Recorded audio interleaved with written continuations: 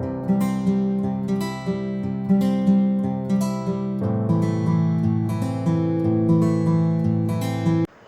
Guys, welcome to my channel. आज जो हम केस करने जा रहे हैं वो है एमआरआई एंटेरोग्राफी। एंटेरोग्राफी हम किस इंडिकेशंस में करते हैं, किस तरीके से करते हैं, क्या इसका प्रोसीजर होता है, क्या पोजीशनिंग होती है, वो मैं आज आपको इस केस स्कैन में बताऊंगी। तो चलिए सबसे पहले हम इंडिकेशन से स्टार्ट करते हैं और आज का वीडियो हम स्टार्ट करते हैं। तो सबसे पहले हम ये जान लेते हैं कि हम इस स्कैन में देखते क्या हैं। तो हम इस स्कैन में स्मॉल इंटेस्टाइन, वाबल्स, ये चीज़ें हम इस स्कैन में देखते हैं। तो इंडिकेशंस में क्या होगा कि इससे रिलेटेड ही कोई प्रॉब्लम होगी। जैसे कि आप स्क्रीन पे देख रहे हैं इंटरनल ब्लीडिंग, जो इंटेस्टाइन में ब्लीडिंग वगैरह या फिर स्वेलिंग वगैरह या एब्सेस वगैरह कुछ भी अल्ट्रासाउंड में जो मिलता है हमें, तो उस इंडिकेशंस में हम एमआरआई एंटेरोग्राफी करते हैं। कोई भी स्मॉल टीयर इंटेस्टाइन वॉल में दिखता है तो उसके लिए करते हैं, या फिर कुछ ब्लॉकेज वगैरह है वो देखने के लिए हम एमआरआई एंटेरोग्राफी हम करते हैं। तो हम सबसे पहले कंसर्न फॉर्म भरेंगे। उसमें हमें पेशेंट्स की हिस्ट्री लेनी होती है, जैसे कि पेशेंट 4 आवर्स फास्टिंग होना चाहिए, उसका क्रिएटिनिन नॉर्मल होना चाहिए, बाकी पुराने पेपर्स जो भी हैं वो ले लेते हैं। और फिर हम उनको एक ओरल बना के देखते हैं। ओरल में हम 2 चीज़ें कर सकते हैं, जैसे कि पहला तो आप जो स्क्रीन पे देख रहे हैं, एक ये मैनिटॉल होता है जो 100 ml का है, और एक दूसरा होता है पैगलैक। हम पैगलैक भी यूज़ कर सकते हैं या फिर मैनिटॉल भी यूज़ कर सकते हैं। तो ज़्यादातर तो मैनिटॉल ही यूज़ करते हैं। तो इसमें हमें नॉर्मल पानी में हमें ये ओरल मिला, तो हम 1-1.5 लीटर पानी में, यानी कि 1200 से 1500 ml पानी में ये मैनिटॉल की 3 बोतल या फिर ये पैगलैक का पूरा एक जो है ये डब्बा, इसको पूरा मिला के दे देते हैं। और पेशेंट को हमें ये बताना होता है कि ये ओरल आपको 45 मिनट्स में पूरा कंप्लीट करना है। अगर वो ज़्यादा टाइम लगाएंगे तो पेट में दर्द होने लगता है और लूज़ मोशन सा फील होगा, तो पेशेंट ज़्यादा कंट्रोल नहीं कर पाएगा। इसलिए पेशेंट को पहले से ही बताना होता है कि आपको ये पानी, ये ओरल आपको 45 मिनट्स के अंदर पूरा फिनिश करना है। उसके बाद हम 45 मिनट्स के बाद पेशेंट को अंदर टेबल पर ले सकते हैं। तो हमने पेशेंट को टेबल पे ले लिया है। ये हमारा रेस्पिरेटरी ट्रिगर है। ये एक स्प्रिंग शेप में होता है, तो ये हमें पेशेंट की डायफ्राम पे लगाना होता है। तो ये हमने जैसे कि ये ले लिया है एक, इसको हम ये स्प्रिंग शेप में होता है और इसको हम इसके डायफ्राम वाले एरिया पर बांध देंगे।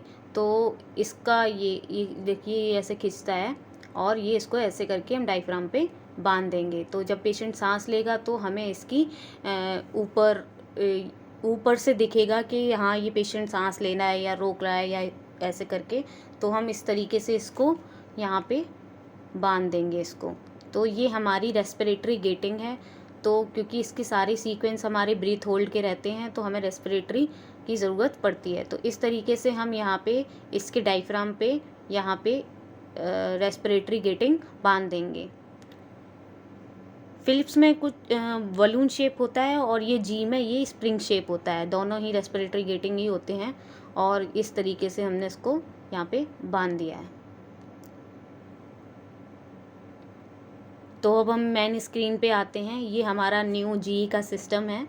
तो आपको भी ये आज नया सा लग रहा होगा। पहले मैं फ़िलिप्स के वीडियो बनाती थी, लेकिन अब हम जी पे आ चुके हैं, तो अब हम जी के ही बनाएंगे।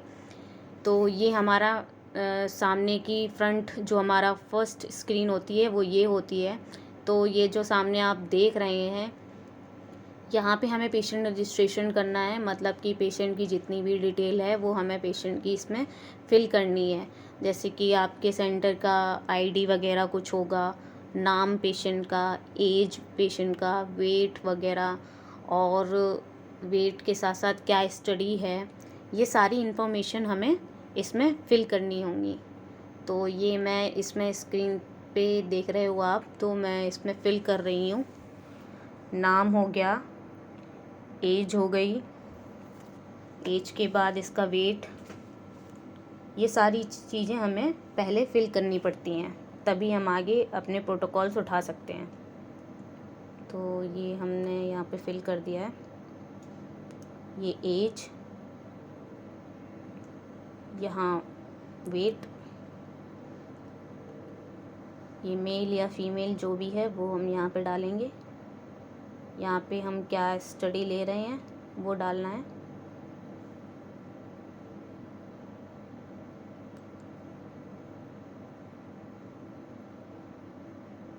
तो ये हमने यहाँ पे डाल ली है।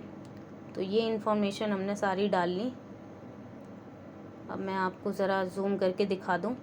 तो फर्स्ट पे जो एसएसएन नंबर है वो हमारे सेंटर की आईडी है।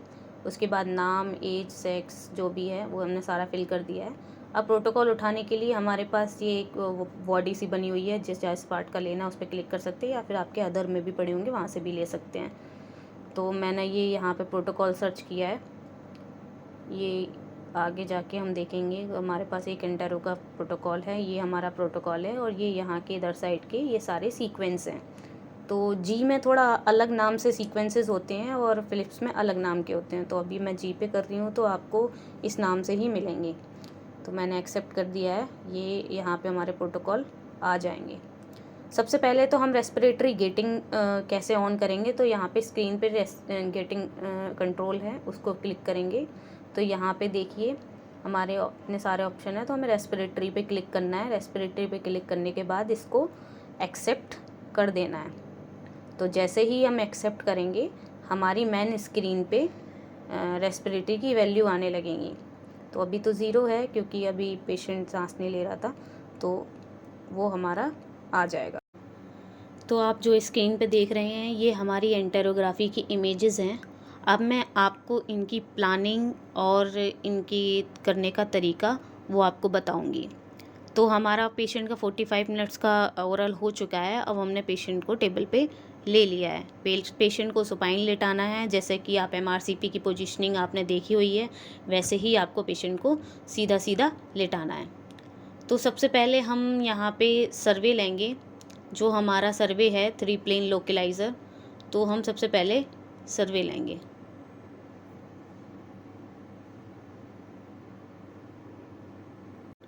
और आपको पेशेंट को ये इंडिकेशन भी देने हैं कि जब उसको सांस रोकने के लिए बोलेंगे तो उसको एक लंबी सांस भर के अच्छे से सांस रोकनी है, क्योंकि जितना ही प्रॉपर उसका ब्रीथ होल्ड होगा उतने ही अच्छी हमें इमेजेस क्लियर दिखेंगी। तो यहाँ पे ओरल ख़त्म हो चुका है, हमने पेशेंट ले लिया है। तो सबसे पहले हमारा 3 प्लेन लोकलाइज़र रहेगा। तो ये हमारा 3 प्लेन लोकलाइज़र आ गया है। सबसे पहले आप जो स्क्रीन पे देख रहे हैं हमारी कोरोनल इमेज है। तो हम सबसे पहले हम इस पर फैट सेट कोरोनल प्लांट डालेंगे और T2 कोरोनल प्लांट डालेंगे। तो ये दो हमारे कोरोनल इमेजेस हैं, एक तो फैट सेट और T2 कोरोनल, नॉर्मल T2 और एक फीस्टा। तो ये हम तीन, ये जो मैं नाम बता रही हूँ आपको जी के नाम है। फिलिप्स पे आपको फीस्टा BTF ही नाम से मिलेगा, और T2 तो T2 के नाम से मिलेगा, और इसमें T2 फैट सेट भी T2 फैट सेट के नाम से ही मिलेगा। तो जैसे कि अब मैं जी पे है तो जी के नाम से बता रही हूँ। इसमें T2 फैट सेट कोरोनल लिया है हमने, एक T2 कोरोनल लिया है, एक फीस्टा कोरोनल लिया है। तो कोरोनल की जो प्लानिंग है वो मैं आपको सबसे पहले बताऊँगी। तो जैसे कि हमने यहाँ पे कोरोनल की प्लानिंग के लिए लिया है, सबसे पहले जो हम प्लान डाल रहे हैं वो है हमारा T2 फैट सेट कोरोनल के लिए। तो जैसे कि हम इस पे स्क्रीन पे आप दिखा रही हूँ, मैंने सबसे पहले 3 प्लेन लोकलाइज़र लिया है। एक में कोरोनल है, एक में एक्सियल है और एक में सेजाइटल है। तो जब हम कोरोनल का प्लान डालेंगे तो कोरोनल का प्लान कोरोनल पे आपको सीधा सीधा बॉक्स दिखेगा। तो अभी मैं दिखाती हूँ आपको किस तरीके से दिखेगा।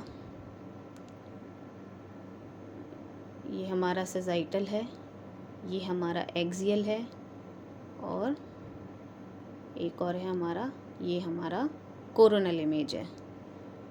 तो मैं इसको अलग अलग कर लेती हूँ पहले, उसके बाद आपको इसकी प्लानिंग दिखाऊंगी। तो ये हमारा सर्वे था।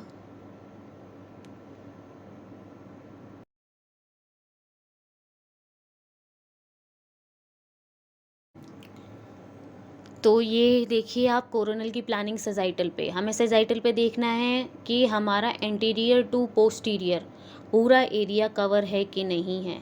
तो हमें देखना है जहाँ से हमारा इंटीरियर पार्ट का फैट छोड़ के, जहाँ से हमारा अंदर के इंटरनल ऑर्गन स्टार्ट हो रहे हैं, वहाँ से लेके पीछे तक पोस्टीरियर एरिया हमारा पूरा कवर है कि नहीं है।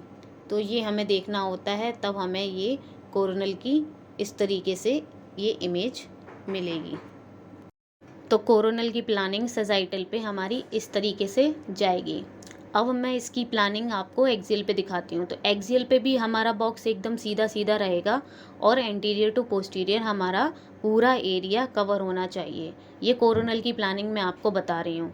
तो इस तरीके से सेजाइटल और एक्सियल पे रहेगी और आपका कोरोनल पे बॉक्स पूरा कवर होना चाहिए। आपको ये देखना है, आपको एरिया अपना देखना है कि जहाँ से लिवर से लेके नीचे तक रेक्टम तक आपका पूरा एरिया कवर होना चाहिए।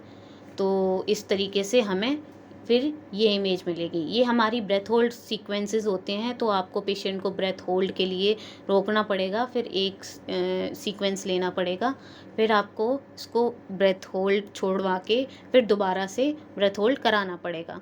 तो हमें इस तरीके से इमेजेस मिलेंगी। तो इस तरीके से हमें अपने कोलोन्स दिखेंगे और स्मॉल इंटेस्टाइन दिखेंगी। तो इस तरीके से हमारा दिख जाएगा। अब मैं कोरोनल पे एक्सियल की प्लानिंग आपको बताऊंगी। तो एक्सियल की प्लानिंग तो बिल्कुल सीधी सीधी रहेगी, वो हम उस पर कोरोनल पे अपना एक्सियल का प्लानिंग डालेंगे। तो एक्सियल का प्लानिंग मैंने देखिए यहाँ से स्टमक से स्टार्ट किया है, ये ऊपर स्टमक पूरा कवर किया है, स्टमक से स्टार्ट किया है और नीचे रेक्टम तक, पूरा रेक्टम तक मैंने एक स्लैब पूरा डाला है। आप थिक कट भी ले सकते हैं और इसमें हमारी पूरी इंटेस्टाइन कवर हो जानी चाहिए, नीचे रेक्टम का एरिया कवर हो जाना चाहिए। और हमारे जो एक्सियल भी रहेंगे वो सेम सीक्वेंस रहेंगे जो कि हमने कोरोनल में लिए, यानी कि एक फैट सेट एक्सियल, एक T2 एक्सियल और एक हमारा BTFE यानी कि फीस्टा सीक्वेंस हमारा एक रहेगा।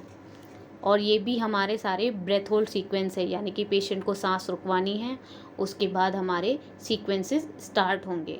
या फिर आपके पास ट्रिगर है तो आप ट्रिगर की हेल्प से भी स्टार्ट कर सकते हैं। मतलब ट्रिगर में हमें सांस रुकवानी नहीं पड़ती, वो हमारे ऑटोमेटिक चलते रहते हैं। और ये हमारे पास जो सीक्वेंस है वो हमारे ब्रेथ होल्ड सीक्वेंस है, तो हम पेशेंट को पहले सांस रुकवाते हैं, उसके बाद हम सीक्वेंसेस स्टार्ट करते हैं। तो देखिए हमारे एक्सियल में कितने अच्छी तरीके से बावल्स दिख रहे हैं, जो हमारी स्मॉल इंटेस्टाइन है वो कितने अच्छे से और क्लियर दिख रही हैं। इसका ओरल भी एकदम ठीक से किया गया है, इसका 45 मिनट्स बाद हमने लिया है, इसलिए ये हमें पूरा प्रोसीजर इतना ठीक से दिख रहा है। तो ये हमारा कोरोनल पे देखिए आपको स्मॉल इंटेस्टाइन कितने अच्छे से दिख रहे हैं और एक्सियल पे भी। फिर आता है सेजाइटल के लिए हमें कोरोनल पे बिल्कुल सीधा सीधा बॉक्स रखना होता है, यानी कि हमें राइट टू लेफ़्ट बस देखना है कि पूरा कवर है कि नहीं है, बाकी आपका एरिया ऊपर से लेके नीचे तक पूरा कवर है कि नहीं है। बस हमें इतनी चीज़ें ही देखनी होती हैं, बाकी प्लानिंग तो सिंपल ही है। तीनों का बिल्कुल सीधा सीधा बॉक्स है, कोरोनल का एक्सियल और सेजाइटल पे सीधा सीधा, और एक्सियल का कोरोनल पे सीधा सीधा, और सेजाइटल का कोरोनल पे सीधा सीधा। तो ये हमारा सेजाइटल इमेज आप जो देख रहे हैं। सेजाइटल में मैंने सिर्फ फैट सेट फीस्टा लिया हुआ है, बाकी और सीक्वेंस नहीं लिए हैं। अगर आप और सीक्वेंसेस लेना चाहते हो तो आप इसको ले सकते हो। तो इस तरीके से हमें एंटेरोग्राफी की इमेजेस मिल जाती हैं। इसमें सबसे इम्पॉर्टेंट चीज़ होती है आपका ओरल टाइम, पेशेंट प्रिपरेशन, अगर ये चीज़ें, और ब्रीथ, अगर ब्रीथ नहीं है तो आप ट्रिगर पे भी यूज़ कर सकते हैं। ये चीज़ें अगर हमारी ठीक रहेंगी तो आपका स्कैन भी काफ़ी अच्छा रहेगा। तो ये हमारा स्कैन यहाँ पे एंटेरोग्राफी कंप्लीट हो चुका है। अगर आपको वीडियो में कुछ समझ में ना आया हो तो आप कमेंट बॉक्स में अपने क्वेश्चंस डाल सकते हैं, मैं आंसर कर दूँगी। और अगर समझ में आया हो तो प्लीज़ लाइक, शेयर और सब्सक्राइब ज़रूर करें। Thank you.